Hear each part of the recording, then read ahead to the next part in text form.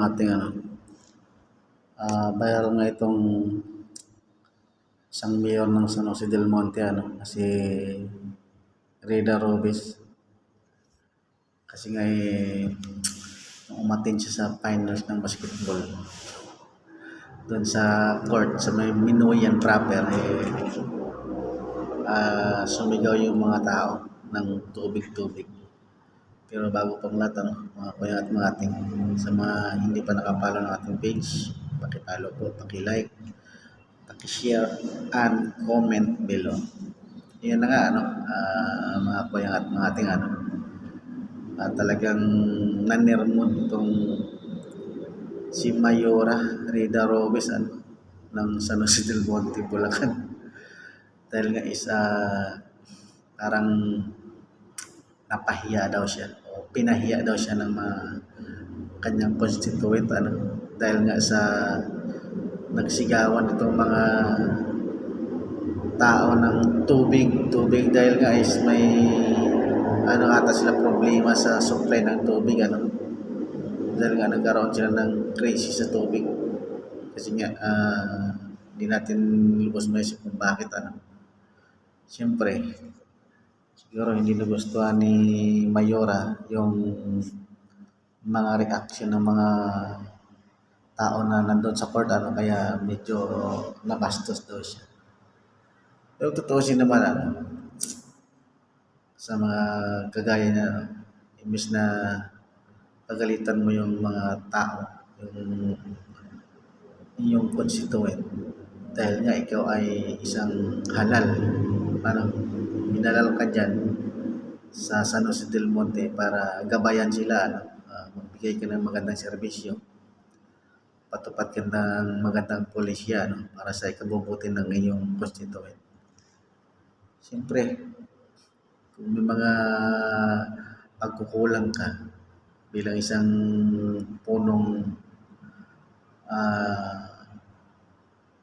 pamamayan, ikaw yung Mayora or dati ka mga congressman, siyempre ibigay mo yung the best mo. Dahil siyempre nung nanliligaw ka sa mga boto, sinasabi mo naman yan na pag-aani ng pamumuhay ng mga taga San Jose. Siyempre tubig ho yan mahalagang issue sa buhay ang tubig. Hindi ka makagalaw kung walang tubig, hindi ka makasaing kung walang tubig, hindi ka makaligo kung walang tubig, hindi ka makapagnegosyo kung walang tubig, hindi ka makapaglaba kung walang tubig, hindi ka gawa ng anumang bagay na maglaba ka tubig pa rin pero binabaha. Pero yung tubig mismo sa pang-araw-araw na buhay ng mga tao is napaka-importante yan kasi yan ang buhay ng tao, yung tubig diba? Tapos ngayon siyempre laging tapos ang supply ng tubig sa San Jose, alam mo anong gagawin mo, diba? Mahalaga yan ginang Mayora sa mga tao yung tubig. Di baling wala kang kayamanan kung yung tubig diba? Mabubuhay ka ano pang kagaya sa mga constituent mo dyan na mahirap din, na umasa lang din sa supply na pang-araw-araw nilang buhay ng tubig. Hindi mo masisisi yung mga nasasakupan mo na sigaw ng tubig. Siyempre binigyan ka ng ng power para solusyonan. May pagkukulang man, di sabihin mo dapat na kung ano man ang pagkukulang punan, di yung sermonan mo, sumbatan mo dahil basta ikaw nagpagawa ng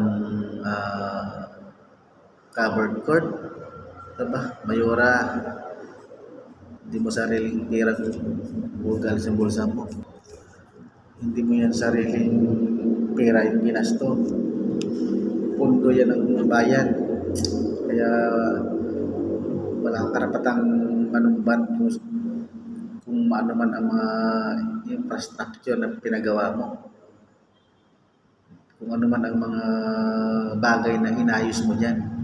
Hindi mo rin yan sariling pera na galing sa bulsa mo para ipanumbat mo. Kaya talagang nakakaya, no? Na akala mo kung umasta is galing sa sarili niyang bulsa yung pinagawa niya.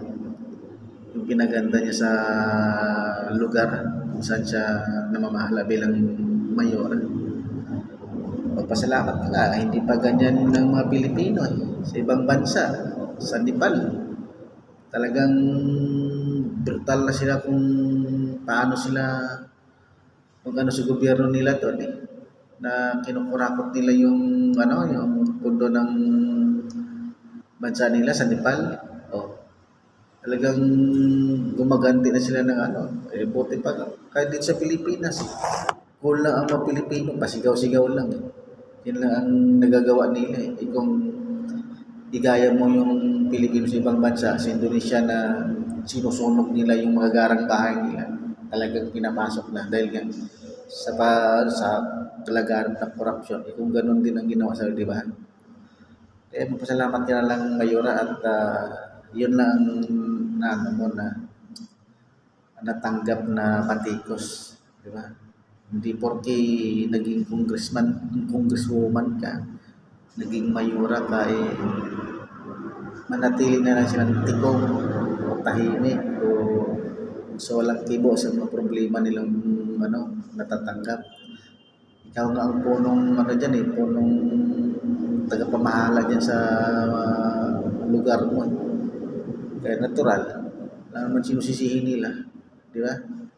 Di ba, di naman natin sabihin na may nag-udyok.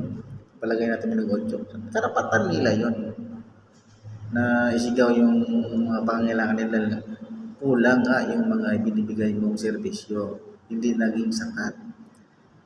Kung humingi ka na ng pamanin or sinabi mo na, sige, kung ano man pagkukulang, punuan natin. Di ba? Tapos, hindi na sana pumalat yung issue na numbat ka ng mga constituent mo dahil nga sa tingin mo nabastos ka. No? Ikaw dapat mahiya. Di ba? Dahil ikaw, hindi ka nagbigay ng tamang serbisyo. Hindi mo napunan ng maayos. O, di ba? Huwag mo sisihin yung mga nasasakupan mo, yung mga constituent mo sa kanilang ginawa. Wake up call sana yan kaya lang sa ikaw, nagpatigas ka Gusto mo pang wala na siyang mainom. Gusto mo pa ipagtimpla nila ng kape. Ba? Mo naman. Kaya sensitive mo naman sa issue ng lugar mo. Dapat gawin mo punan mga serbisyo na kulang, di ba? Dahil lang sinisigaw nila, hindi man yan tungkol sa personal nila, kundi tubig. Ang daily needs yun, araw-araw ng buhay. Kung nakaraang taon pa sila walang tubig, puro supply na lang ba?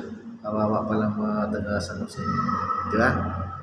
Kaya sa mga namumuno ng ating bansa, kayong magbalang sibuyas pag ibinabalik ka sa inyo yung naniningil sa inyo ang taong bayan ng mga pinangako nyo.